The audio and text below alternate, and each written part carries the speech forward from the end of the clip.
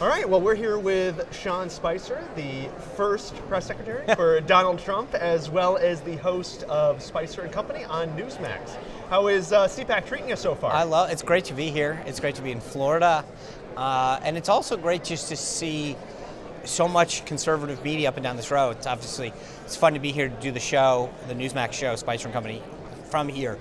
But then, I was mentioning to some folks earlier today, I've been coming to CPACs since the 1990s. And there's been such a change in the media landscape here, which is great to see. I mean, it used to be, you would have media here hoping mainstream media to cover the conservative voice, the conservative speakers. And now you look up and down, you've got conservative media, religious media, all of these folks who have proliferated under the last few years, whether it's because of technology and costs or whatever. But, it's great to see these podcasts, these radio hosts, all here in a way that he didn't just a few years ago, bringing out a new voice to conservatives' policies, to people, and things like that. Yeah, it certainly is exciting. Actually, you were discussing the media. I do want to ask you about that a little bit, because as your role as press secretary for Donald Trump, you were thrown in the lion's den there with the animus for that president. What did you learn about the way the mainstream media operates in regards to a Republican president? And what's something that you know now about that you wish you know? I'm sure there's lots of things. What's something you wish you knew then? We've always known that there's a bias. That's something that's existed forever. I think I didn't realize to some degree how personal some of them would make it. But it wasn't just how they treat Republicans. I had been in the Bush White House. I was at the RNC for 6 years, so I obviously am well aware of that. But it was very different under Trump. It was very personal, very intense, and I just I don't think anybody anticipated that. I thought we'd kind of, it would default to that normal bias, if you will, but not the way it is. And frankly, I think it still is. There is a visceral hatred towards all things Trump by a lot of these folks. And that's translated just to the conservative movement by and large, essentially. As people have said that the mask essentially came off, and that's really, by the polls, people don't trust the media anymore because they took off the mask. Right. What do you think the future is of the mainstream media?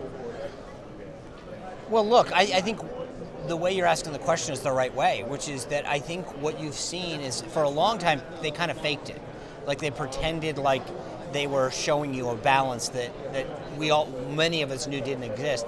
Now, the way you framed it, you've taken this mask off. When you watch these hosts, and you know that they're not faking anymore. They don't like so many people that have been associated with Donald Trump and the movement. And I actually, in some ways, like it. I mean, I look at my own show on Newsmax, and from where we started to where we are now, we're now beating CNN's shows, some of CNN's shows, because of that. And I think what's happening is people are tuning into networks and platforms that they haven't in the past, because they're going, all right, I'm not getting the story there. I mean, literally, they're not covering issues and people that don't fit a narrative. And so if you're staring at the world right now and you're going, how come when I look at the Washington Post, the New York Times, or turn on CNN, like, I'm not even seeing certain stories? You realize, you go, well, if I turn on Newsmax, they're covering it. There's a reason for that. And I think that's what people are doing, is they're going, okay, I know I can turn on this show and actually get a better sense of what's going on. And so I think the problem is the American people just never, or the mainstream media never gave the American people the credit that they should in terms of how intuitive, how smart they are, that they'll search out.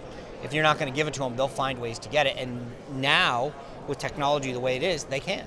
Do you think news can be unbiased, or do you think it is better for platforms to be upfront with their biases and then just do their best from there to report the facts? It's a great question. I think to some degree, yeah. I mean, like, I think it can be unbiased, or you can at least try. Mm-hmm. I think the problem is, I actually wrote a book 2 books ago called Leading America, where I talk about journalism schools and how they've created a sense of activism within a lot of these kids now who graduate from journalism schools. They don't look at news in the same way of saying, okay, report the facts. They look at it as a sense of, I need to move an issue. I need to motivate people to come to a side or a conclusion that is predetermined by us, the media. So I think it can be, I just don't think it is. In my case, I tell everyone all the time, we have Democrats on our show, we have folks on the left.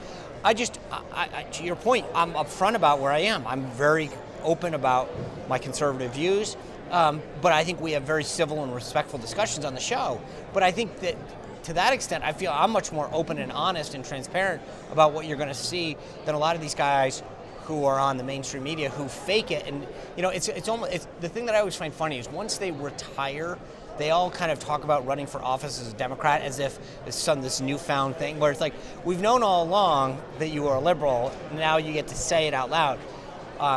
So I wish that to some degree we could at least, they were more honest about their backgrounds. And then just trust American people to make the decisions from right. there. I mean, there's no, like I said, I think you can watch, we had Senator Joe Lieberman on the other night. He was vice presidential nominee for the Democrats.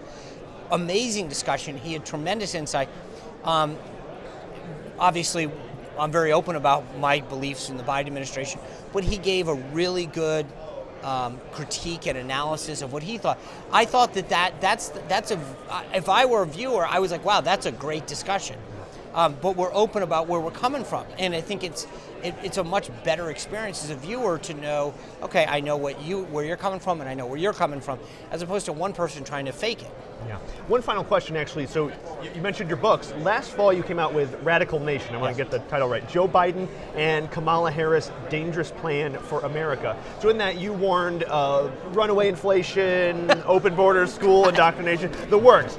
Now, I do want to ask, though, that came out in October. October 26th. So in the meantime, though, Biden's polls have just been tanking. You've had the issue of schools coming up. You've had Youngkin's victory. Now it looks like Republicans are poised to sweep in the midterms.